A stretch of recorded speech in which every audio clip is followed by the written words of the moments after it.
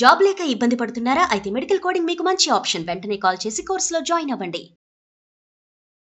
నమస్కారం సార్. నమస్తే sir, meditation చేయాలి అంటే ఆల్ఫా స్టేజ్కి వెళ్ళాలి అంటే త్రూ ప్రాక్టీస్ అని చెప్తూ ఉంటారు. కానీ ఆ ప్రాక్టీస్ చేసే సమయంలోనే అంటే మన మైండ్లోకి ఎలాంటి థాట్ లేకుండా స్టేబుల్గా చెయ్యాలి అనుకున్నప్పుడు కూడా మన వల్ల సాధ్యం అవ్వదు సార్. సో అంటే అలా థాట్లెస్గా థాట్స్ రాకుండా థాట్స్ లేకుండా మెడిటేషన్ చేయాలి అంటే పాసిబుల్ అవుతుందా త్రూ మెడిటేషన్? ఎలా సార్? మెడిటేషన్ పర్పసే థాట్లెస్గా ఉండడం. ఆలోచన లేకుండా ఉండగలిగిన స్టేజ్ వస్తే ఎంతో అద్భుతంగా ఉంటుంది ఆ మెడిటేషన్. ఓకే, అదే మెడిటేషన్ బేసిక్గా. ఎందుకు చెప్తున్నానంటే, ఎప్పుడైనా నిద్రపోయినప్పుడు చూడు, డీప్ స్లీప్, ఒక్క కల కూడా రాని డీప్ స్లీప్, మంచి నిద్ర పట్టింది అంటే ఫ్రెష్గా ఉంటుంది. అవును, అదే ఫీలింగ్ మనం మెలుకునుండగా జరగాలి. బేసిక్గా మెడిటేషన్లో ఉండే ఫస్ట్ ప్రైమరీ పర్పస్, నేను ఎంత జాగ్రత్త, స్వప్న, సుషుప్త అనే 3 స్టేజ్లు దాటి తురియముకు వెళ్ళగలగాలి అంటారు.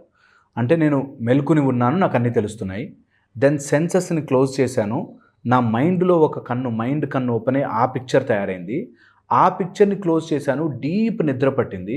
ఆ డీప్ నిద్రలో నేను ఐఎమ్ ఆల్మోస్ట్ సాత్వికంగా భగవంతుడికి బాగా దగ్గరగా ఉన్నాను, భలే అనిపించింది.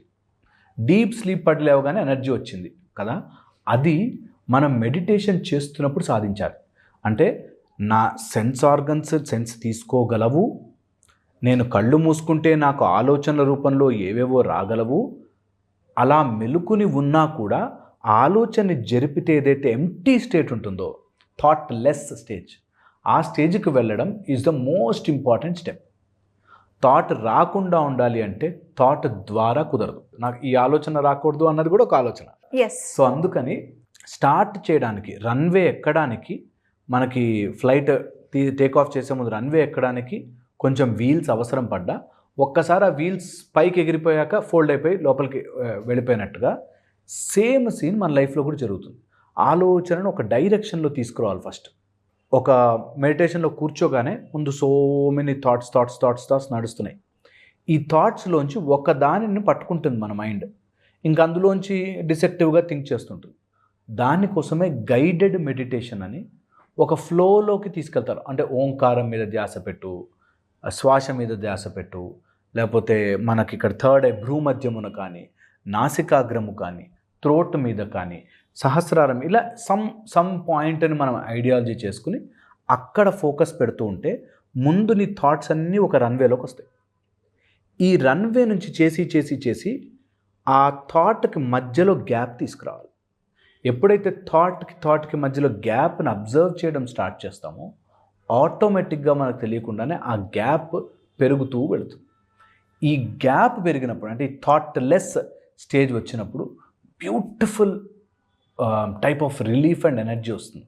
ఆ ఎంజాయ్మెంట్ కనుక ఒకసారి టేస్ట్ చూస్తే యూ విల్ రియల్లీ ఫీల్, ఎంత పెద్ద ఆఫీస్ పని లేకపోతే వర్క్ స్ట్రెస్ ఉన్నా ఒక 5 minutes బ్రేక్ అట్లా థాట్లెస్ స్టేజ్కి వెళ్ళొస్తే మళ్ళీ ఫుల్ ఎనర్జెటిక్ అయిపోతారు. సో ఇది ఎవ్రీ డే మనకి కుదిరినప్పుడల్లా ఒక 10 minutes to 15 minutes a day practice చేయాలి. 3-4 times. పొద్దున, మధ్యాహ్నం ఆఫీస్ అయిపోయి లంచ్ అయిపోయిన తర్వాత ఒక 15 minutes, నైట్ జస్ట్ పడుకునే ముందు, పొద్దున నిద్ర లేవగానే, ఈ టైంలో ఒక 10 minutes థాట్కి మధ్యలో గ్యాప్ని అబ్జర్వ్ చేయడం స్టార్ట్ చేయాలి. ఊపిరికి మధ్యలో గ్యాప్ని అబ్జర్వ్ చేయడం స్టార్ట్ చేయాలి. ఈ అబ్జర్వేషన్ వల్ల మన ఆలోచనను ఎలా ఫ్లో అవుతుంటే నేనంతా నా ఆలోచనలు అనుకుంటూ బ్రతికినవాడు ఆలోచన లేకపోయినా నేనున్నాను అని తెలుసుకుంటాడు. నా మైండ్, నా థాట్స్ అన్నీ పనిచేస్తున్నప్పుడు నేనున్నా, థాట్స్ కలలుగా మారినప్పుడు నేనున్నా, ఈ థాట్స్ లేనప్పుడు కూడా నేనున్నాను కదా, ఆ నేనుని ఐడెంటిఫై చేయడం స్టార్ట్ అవుతుంది. ఇది ఫస్ట్లో చాలా కష్టంగా, ఇది ఎలా చేస్తామో అసలు ఇంపాసిబుల్ అనిపిస్తుంది. But within no time మనకి ఇది ప్రాక్టీస్ అవుతుంది. ఒక్కసారి ప్రాక్టీస్ అయ్యి ఇది టేస్ట్ చూశాక, అంటే థాట్లెస్ మైండ్ని కనుక ఒకసారి ప్రాక్టీస్ చేసుకోగలిగితే ఎంత స్ట్రెస్ ఉన్నా సరే, ఎంత పెద్ద వరి ఉన్నా, ఎంత భయం ఉన్నా ఈజీగా మనం దాంతో ఆడుకోవచ్చు. ఈ ఈజీగా మనం దాన్ని ప్లే చేయాలి అంటే నా ఆలోచనలు నావి కావు, నేను వాటిని ఎప్పుడు కావాలంటే అప్పుడు ఆపచ్చు అనేది తెలిస్తే నిజంగా బ్యూటిఫుల్ ఎనర్జీ మన బాడీలో ప్రొడ్యూస్ అవుతుంది. సో ఇది చేసుకోవడానికి ఒక 3 స్లాట్స్ పెట్టుకుని ఆ 3 స్లాట్స్లో ఫస్ట్ మంచి పొజిషన్లో కూర్చోవడము, స్లోగా మైండ్ని ఒక పాయింట్లోకి తీసుకెళ్ళడము, ఆ పాయింట్లోకి తీసుకెళ్ళాక ఆ థాట్ నుంచి దూరం జరగడం. జస్ట్ ఆ థాట్ ఉంది, ఈ థాట్ అండ్ నాట్ మీ, నాకు ఒక ఆలోచన వచ్చింది అనే స్టేజ్కి వెళ్ళాలి. నాకు ఆలోచన వచ్చింది, ఈ ఆలోచన నేను కాదు, నన్ను ఎందుకు అన్నాడు, నాకేంటి ఇలా జరిగింది అనే ఆలోచనలన్నీ నాకు వస్తున్నాయి, నేను తెప్పించట్లేదు. నా ఆలోచనలను నేను తెప్పిస్తున్నా అనుకుంటారు. చాలామందికి ప్రాబ్లం ఉంటుంది. ఇది కరెక్ట్గా అర్థం చేసుకోవాలి. ఆలోచనలు నాకు వస్తున్నాయి, నేను ఆలోచనలు చేయట్లేదు. ఎగ్జాంపుల్ చెప్తే తెలుస్తుంది. నిద్రపోతున్నప్పుడు ఈ కళ కనాలి అని మనం ఎప్పుడు అనుకోలేము. మరి ఎక్కడి నుంచి వస్తున్నాయి కళలు కదా? ఎప్పుడైతే మన ఆలోచనలు కళల రూపంలో మన ఇన్వాల్వ్మెంట్ లేనప్పుడు వస్తున్నాయో, అలాగే పొద్దునే లేచి నేను ఆ రోజు వాడు తిట్టాడు కాబట్టి వాడి గురించి నేను ఆలోచించాలని అనుకోము, కానీ అలా వస్తూ ఉంటాయి. ఇది అర్థం చేసుకుంటే ఈ మొత్తం కాన్షియస్నెస్లో థాట్స్ వెళుతూ ఉంటాయి. మనకి నచ్చిన థాట్కి మనం అటాచ్ అవుతాం.